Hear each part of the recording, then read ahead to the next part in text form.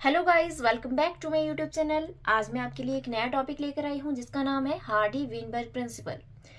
Hardy Weinberg principal क्या होता है, इसको आज हम इस वीडियो के अंदर डिटेल में जानेंगे और इसके साथ ही वीडियो के लास्ट में कुछ एग्जाम्पल्स को सॉल्व करके देखेंगे। 1908 में G.H. हार्डी और W. विनबर्ग, ये दो साइंटिस्ट थे जिन्होंने इंडिपेंडेंटली एक मैथमेटिकल रिलेशनशिप दिया between allele frequencies and genotype frequencies, और जिसको आज हम हार्डी विनबर्ग प्रिंसिपल के नाम से जानते हैं।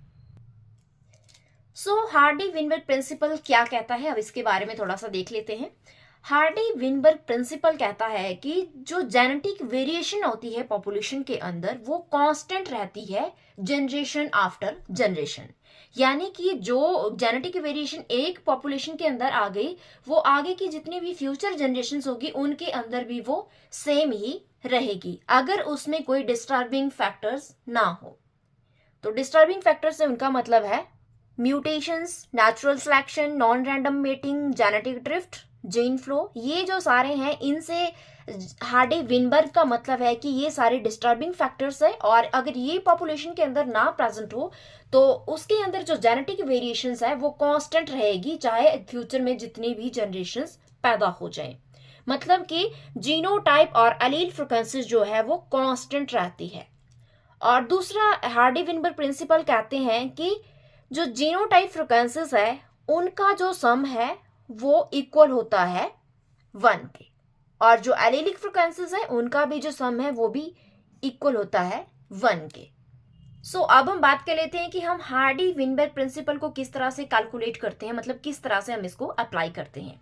यहाँ पे मैंने लिख रखा है Hardy Weinberg equilibrium. Hardy Weinberg principal जो है, इसको हार्डी विनबर्ग इक्विलिब्रियम भी कहते हैं, क्योंकि ये बोलता है कि जो एलीलिक फ्रीक्वेंसीज है और जो जीनोटाइप फ्रीक्वेंसीज है वो इक्वल रहती है जनरेशन आफ्टर जनरेशन।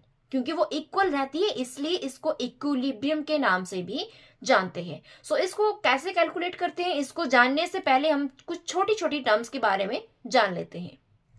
मान लीजिए हमने एक जीन ले लिया जो कि है ऑटोसोमल जीन। अब आपको पता है जो जीन होता है उसके अंदर दो एलील्स होते हैं। हो सकता है दोनों डोमिनेंट हो सकता है दोनों रिसेसिव और हो सकता है कि एक डोमिनेंट हो और एक रिसेसिव हो। तो इसके अंदर ये वाले जो एलील्स है, इसमें से एक डोमिनेंट है और एक रिसेसिव है, ठीक है। तो अगर इसकी एलीलिक फ्रीक्वेंसीज की हम बात करें तो जो डोमिनेंट एलील होता है उसकी एलीलिक फ्रीक्वेंसी होती है P, एंड जो रिसेसिव एलील होता है उसकी एलीलिक फ्रीक्वेंसी होती है Q। यानी कि जहां भी आपसे P मतलब पूछा जाए तो आपने समझ जाना है कि आपको डोमिनेंट एलील की फ्रीक्वेंसी कैलकुलेट करनी है। अगर Q पूछा है तो आपको रिसेसिव एलील की फ्रीक्वेंसी कैलकुलेट करनी है। कंसेप्ट को समझने के लिए हम थोड़ा सा मान लेते हैं कि हमारे पास एक कंटेनर है और उसके अंदर जो पॉपुलेशन है वो एक कंटेनर के अंदर प्रेजेंट है, ठीक है। तो उसमें क्या होगा कि किसी भी एग और स्पर्म के ऊपर कैपिटल A एलील प्रेजेंट है, इसकी फ्रीक्वेंसी होगी P, और एग और स्पर्म में से किसी के पास भी स्मॉल a प्रेजेंट है, उसकी फ्रीक्वेंसी होगी Q।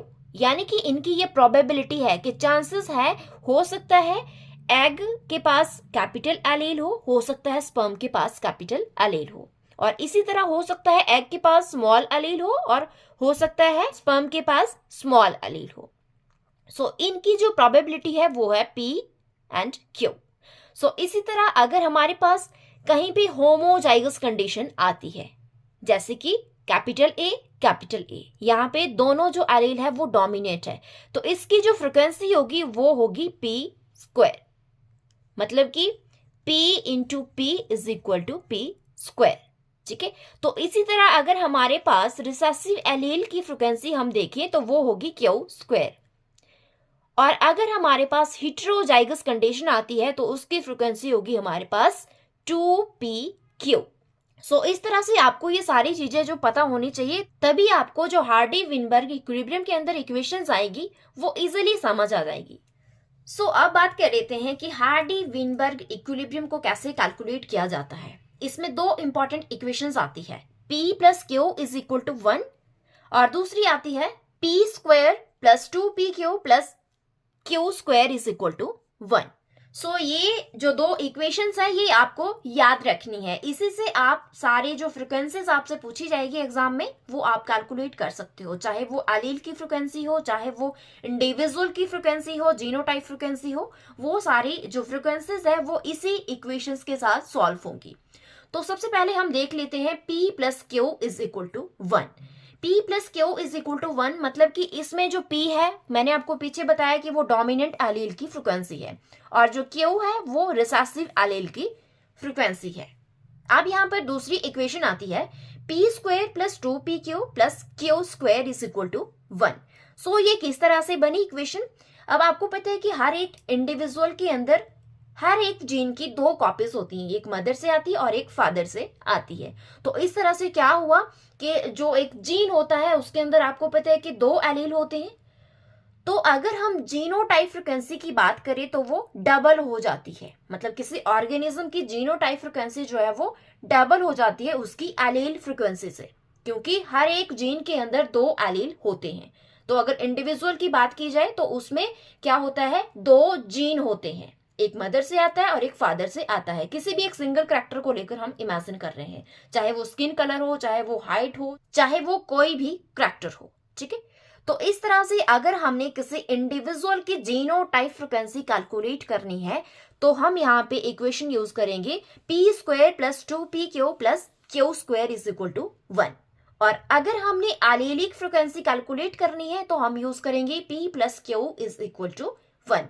सो यहाँ पे ये वाली जो इक्वेशन ये किस तरह से बनी, मतलब कहाँ से आई, तो ये हमारे पास आती है P plus Q is equal to 1 का होल स्क्वायर करके। जिस तरह से आपने मैथ में पढ़ रखा है A प्लस बी का whole square is equal to A square plus 2AB plus B square is equal to जो भी है, ठीक है।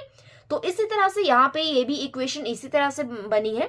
सो यहाँ पे अगर हम बात करें तो P स्क्वायर है हमारे पास होमोजाइगस डोमिनेंट जीनोटाइप की फ्रिक्वेंसी, यानी कि ऐसा इंडिविजुअल जिसमें दोनों एलील जो है वो डोमिनेंट है उसकी फ्रिक्वेंसी है।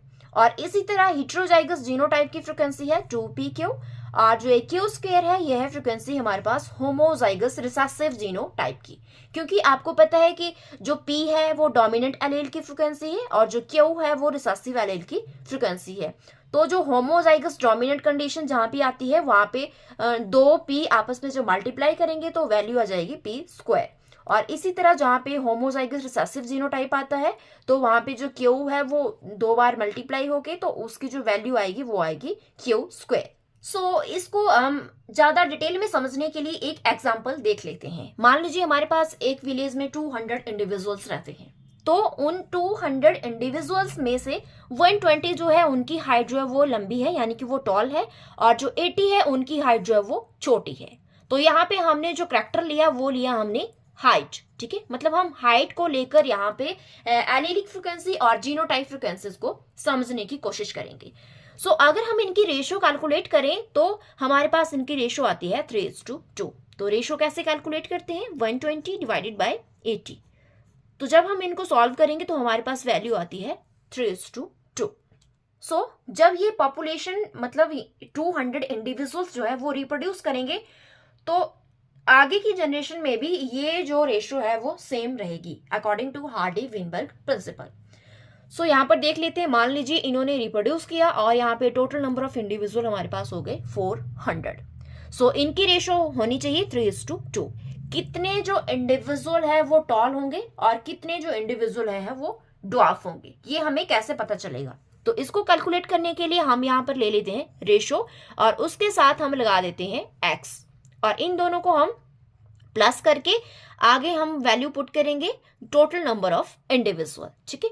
तो इस तरह से इन दोनों को प्लस किया, हमारे पास आ गया 5x इज इक्वल टू 400 और x की वैल्यू हमारे पास आ गई 80।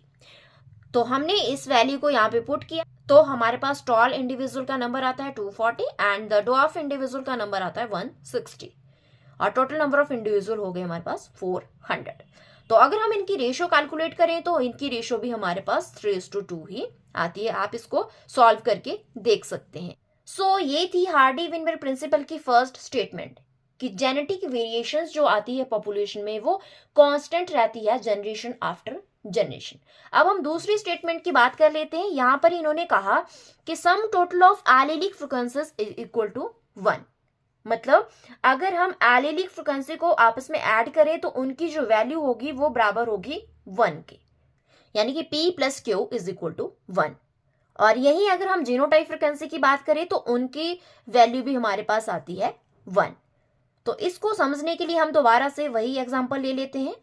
इसमें आपको पता है कि जो डोमिनेंट एलील होता है उसकी फ्रीक्वेंसी होती है P और जो रिसेसिव एलील होता है उसकी फ्रीक्वेंसी होती है Q। अब ये तो आपको पता है, लेकिन हम इसकी वैल्यू जो है वो किस तरह से निकालेंगे उसको भी यहाँ पे हम देख लेते हैं।